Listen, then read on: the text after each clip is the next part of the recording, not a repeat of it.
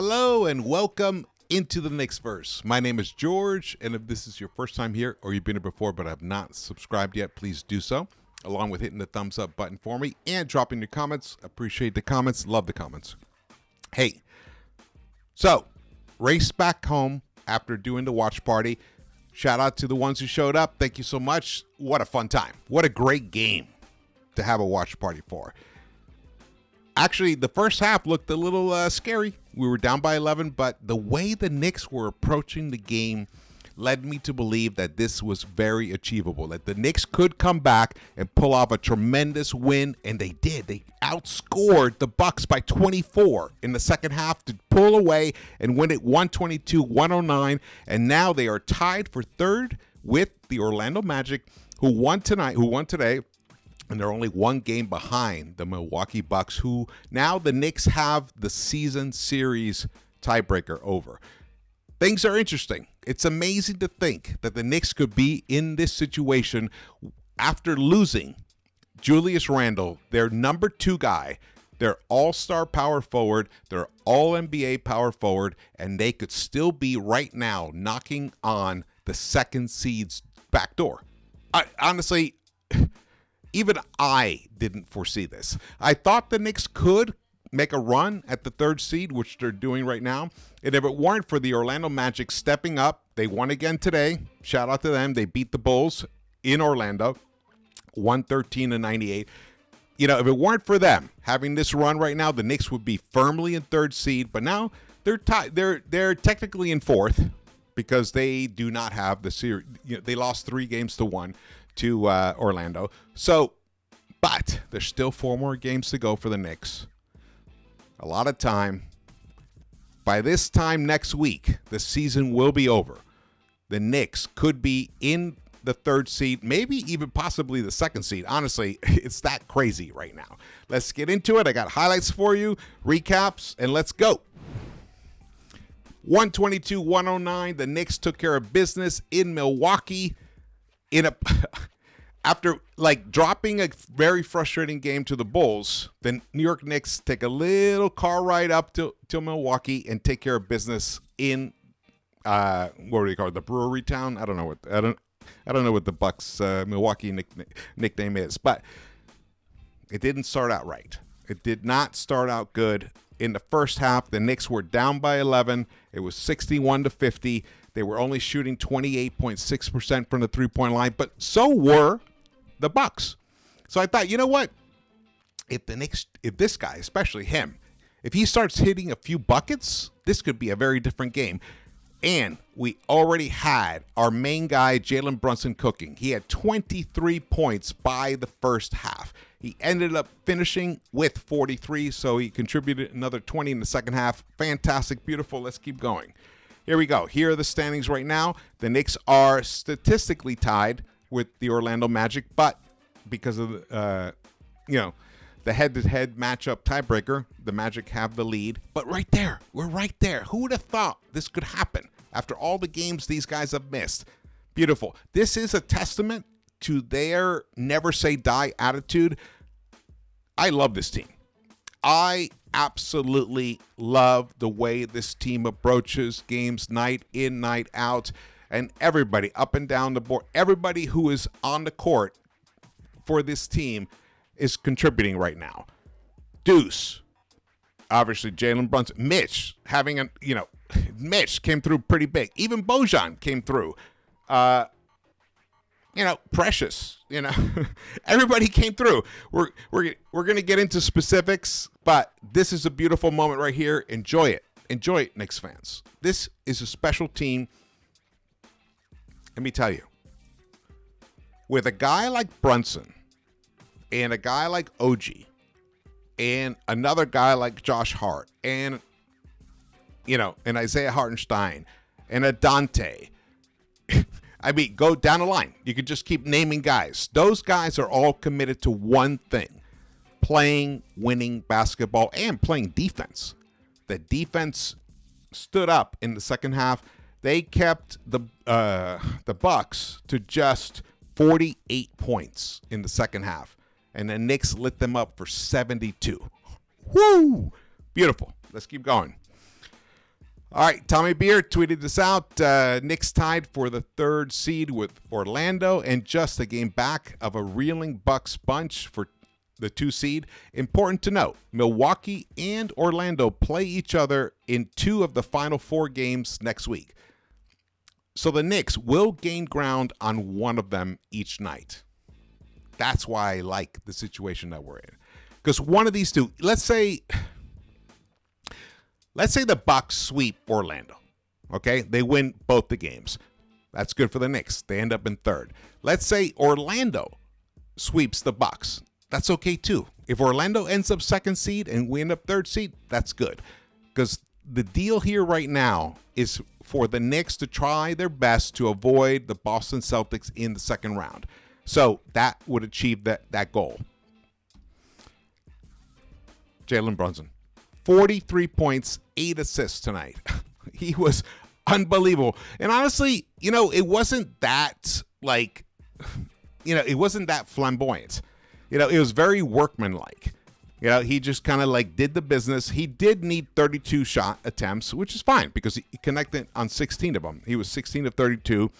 Only 2 of 3 from the 3-point line, but when he went to the free throw line, he got there 11 times, connected 7, gave us 8 assists, 6 rebounds, only 1 turnover for Jalen Brunson tonight. Only 1 for his 43 points. Beautiful game for him. Dante came through with 26 points, another big star tonight. Great second half for him. Great second half for Dante. Dame Lillard, Knicks Muse, shout out to Knicks Muse for tweeting this. Dame Lillard, 23 points on 4 field goals made and 14 free throws made. Jalen Brunson, 43 points on 16 made field goals and 9 free throws made. There's levels to this. There are levels to this. And the level is, unfortunately, Jalen Brunson unfortunately only for Milwaukee. For us, it's beautiful. Jalen Brunson has superseded Dame Lillard as the sniper, the killer. He has surpassed Dame Lillard. Why am I jamming up on this last name? Fred Katz tweeted this out. Josh Hart said when he took a half-court heave to end the 2nd quarter, he felt his wrist click and almost clicked back into place. Said he went to Brunson at the half and told him, I can shoot threes now. This is basically the plot of Rookie of the Year. So to back that up, he only did end up taking 2 3-point shots in the 2nd half, but he made them. That was the key there. In his 17 and a half minutes in the 2nd half, he made one of them. So it wasn't like that big a story. But OG, this is crazy. OG was a plus 23 in the 2nd half and only contributed 4 points. His ability to impact the game without scoring is second to none. Maybe to Rudy Gobert. Honestly, there are no other players. All right, Isaac from Orlando. He has an argument, but not the way OG does it. Not the way he does it. He guards everybody. This is a beautiful thing. Beautiful. All right, let's get to the highlights. Here we go. Of course, the Knicks did get off to another kind of difficult first half. They lost the first half by 6, 31-25. They only shot 30% from the field, so it's hard to put up points when you're shooting like that. However, they did get 16 rebounds. The Bucks only got 12. So there you go, and that's the benefit of having Josh Hart around. Even though Josh Hart, who did play all 12 minutes of the first half, didn't even score a point. He was 0 for 5. His ability to get out there, he got 3 assists, 3 rebounds, definitely helped the Knicks get into a position where they could figure out, okay, this is working, this is not working, and they started putting the pieces together. In that first half, also, Jalen Brunson played the entire first half. He scored 17 points on 6 of 14 shooting. Not outlandish shooting, 43%. He did get to the free throw line 5 times, connected on 4. He was the only Knick to get to the free throw line in the first quarter. But they kept him around. They kept him in the game, which is really important, obviously. But we need the Knicks to come out and start getting some leads in the first half, especially in the playoffs, if that's going to happen. To me, this is a sign of a tired team, A team that's, that the starters have logged way too many minutes. And after what? The beauty is that this kind of a team and the type of players that we have, that by halftime, they kind of start feeling it. The adrenaline kicks in. They get that second win, and they come out and just like boom. They're like a Concorde jet, boom, in that second half, and they proved it today in the third quarter. But we'll keep going here. The second quarter right here, the Knicks had a nice little second quarter. They only were able to put up 25 points, but at least, actually, no, I don't even know what I'm talking about. They were only 1 of 7 from the 3-point line. So at that point, it looked like, okay, all right, man, is this going to be just one of those games? But we were only down 11. And when you look at the stats of the halftime, it's like a total head scratcher. Like, how can the Knicks just not be down 20 or 25? Well, it comes down to the defense. Like that. I mean, well, they got the call there, but it comes down to the defense. The defense in that second quarter was able to start kind of like rattling the Bucks a bit. Even though they did put up 30 points, they kind of started announcing to them, hey, as the game wears on, this is going to get tighter and tighter. And they proved it in the third quarter. In the third quarter, the Knicks came out firing. They lit them up for 39 points and held the Bucks to 24. The Knicks were a plus 15 in that quarter, and they took the lead. They were up by 4 by the end of the third quarter. I know, I'm a little ahead here. I'll wait a little bit. Here we go. Beasley. All right, Beasley picked up 5 fouls because he was guarding Brunson most of the night. Let's see here. He did not foul out. No, he didn't foul out, but he only picked up 9 points for Beasley because he had to work so hard on Jalen. And Dame Lillard, oh my God, he went to the free throw line 15 times. That's a little crazy. It's a little excessive, and he hit 14 of them. Jesus. But Bobby Portis, got to say, shout out to Bobby Portis. He was the big difference in this game for the Bucks. The Knicks probably would have been leading by the first half if it were not for Bobby Portis. And Bobby Portis did everything he could to deliver a victory for the Milwaukee Bucks. He contributed 24 points, 10 of 15, 66.7% shooting, 4 of 6 from the 3-point line. Also, 66.7% shooting, incredibly efficient in his 30 minutes. I always loved him when he was on the Knicks. I was bummed that it didn't work out where he could stay on the Knicks. I think it was some kind of salary issues. I'm not sure what it was, but he would have been, he'd be a nice player to have on this team right now. But, he's on the Bucks, and he lost tonight. He lost tonight. Man, I am giddy. I am so giddy right now about this win. This was a huge win, people. I'm, not going to sugarcoat it in any way. If the Knicks had lost tonight, it would have sent a message to me personally that this team just didn't have it. It just wasn't. I mean, after everything that's happened, all the injuries, the fatigue and everything, maybe the whole Cinderella story is going to come to an end. Once the playoffs kick in, they're going to turn into pumpkins and mice, and that's it. But the way they approached this game and the way they pulled it out and gutted it out in the second half shows me that this team doesn't have a ceiling. That's right. This team does not have a ceiling because Jalen Brunson is capable of doing anything. And he is surrounded by the right type of players to support that. And Mitch Robinson, he's just going to keep getting better as he gets more conditioning, more game. And same for OG. He's just going to keep getting better. I can't wait till OG and Mitch have more court time together. They are going to become an incredible defensive tandem. Oh, I love that play. Bojan, shout out to Bojan tonight. Bojan, he contributed 15 points, 6 of 9 shooting in his 17 minutes. excellent. He contributed.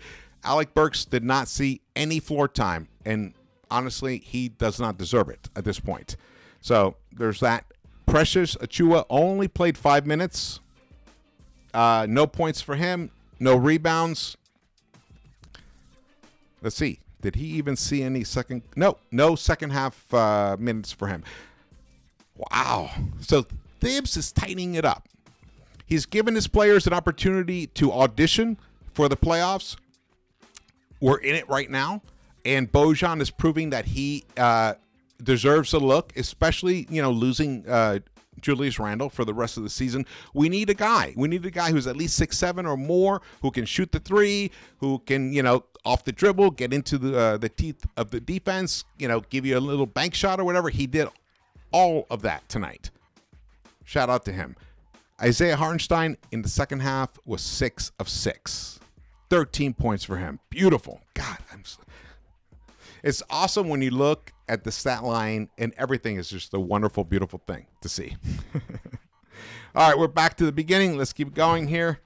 All right, yeah, I'm a little giddy. I'm a little excited. Hey, I was at a watch party here.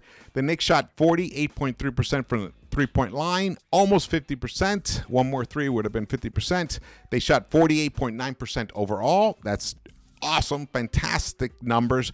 But a lot of that was really in the second half. In the second half, the New York Knicks shot 63.4% overall, 66.7% from the three-point line, and 83.3% from the free throw line.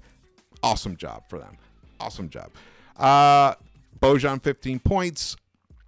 Deuce came through with 18 minutes and 8 points for him. Very positive minutes for him, though I'm not exactly sure of the plus-minus. We'll see. We'll look at that in a minute. Look at Isaiah Hartenstein, 8 of 9, 10 rebounds, 18 points. He's back to double-doubles. That is what we need from that man. Beautiful. OG Anunoby, only 4 points, and he was a plus 23 in the second half. That is crazy. He finished a plus 7 for the game, and same with Isaiah. Brunson, a plus 11. Josh Hart, plus 8. Plus 15 for Dante DiVincenzo. And now let's talk about Dante DiVincenzo. In that second half, Dante was insane. He shot 6 of 7, and he hit all 6 of his three-point attempts. And honestly, that was the big difference in this game. Every time the ball came to him, he put it up, bucket. The Knicks just shot it unbelievable. I mean, everybody shot well, except for OG. OG is the only one who was below 50% field goal shooting in the second half. Josh Hart, 50%. Isaiah Hartenstein, 100%. Dante DiVincenzo, 85.7%. Brunson, 50%. Miles McBride, 66.7%. And Bojan Bogdanovic, 3 of 4, 75%. The only one below was OG Anunoby, but it didn't matter because his defense, tremendous. He picked up 3 steals in that second half. Big difference, and they put him on everybody. They put him on Dame for a while. Brilliant move by Thibs. Put him on Dame because Thibs probably felt, hey, you know what? Dame at this point is going to want to try and take over and try to win this game for the Bucks. With OG draped on him, he could not take off. All right, here's the plus minus. I just rattled that off. Keep going here. Dame, 1 of 7 from the three-point line. But he did come through with 23 points. A lot of that is because of the free throws. All right, let's keep going. Let me look at here. What's the major points in the paint? Knicks own that. Plus 10, 44-34. Great. Steals, 9-3. Awesome. Total turnovers. The Knicks were unbelievable tonight in terms of taking care of that ball. Only 7 turnovers for the Knicks, but the Bucks had 14. Man, this is a statement game. This is a message to everyone in the East. This team is for real. This team, as currently constructed, yes, we're missing Julius Randle. And yes, Mitch is still trying to get back in shape, though Mitch had a nice game for him. Let's see, 19 minutes. He had 3 blocks, 6 rebounds, only 1 point, but he was a +6. That's what we need from him. And he's only going to keep getting better. There is no ceiling on this team. No ceiling. All right. Thank you so much for watching this. Again, my name is George. Please subscribe. Hit the thumbs up button for me. Share the video. And drop your comments. I love the comments. They help me tremendously. And I will see you around the Knicks-Verse.